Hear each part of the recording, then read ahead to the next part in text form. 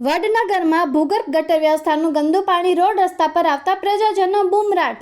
વડાપ્રધાન નરેન્દ્ર મોદીના માદરે વતન વડનગરમાં અમતો દરવાજાની અંદર અને બહાર ગટરની જે કુંડીઓ છે તે ઉભરાયા છે અને તેના કારણે ગંદકીવાળું પાણી કોલેજ રોડ, રેલવે ફાટક સુધી અને જમણી બાજુ અને BN હાઈસ્કૂલ આગળ થઈને નગરપાલિકા આગળ થઈને આનર્થ હાઈસ્કૂલનું આખું મેદાન તથા નદીયોડ મહાદેવવાળા વાસનો નીચાણવાળો આખો વિસ્તાર ગટરના પાણીથી ભરાઈ ગયો છે અને તળાવ બની ગયું છે, જેનાથી ત્યાં વસતા ગરીબ માણસોના સ્વાસ્થ્યની તકલીફો ઊભી થવાનો ભય ઊભો છે।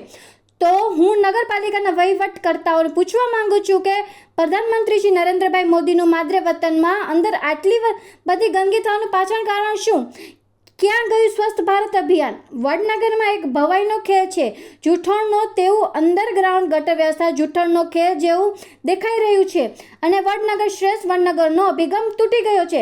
સરકારશ્રીએ ભૂતકાળમાં આશરે 38 કરોડ રૂપિયાનું ભૂગર્ભ ગટર યોજના આપી, પણ આ યોજના સદંતર નિષ્ફળ રહી છે। આ યોજનાની અંદર ભૂતકાળ વહીવટકર્તાઓ એ મોટા પ્રમાણમાં ભ્રષ્ટાચાર કર્યો હોય તેવું દેખાઈ રહ્યું છે, તો તેની પાછળ તપાસ કેમ નથી થતી?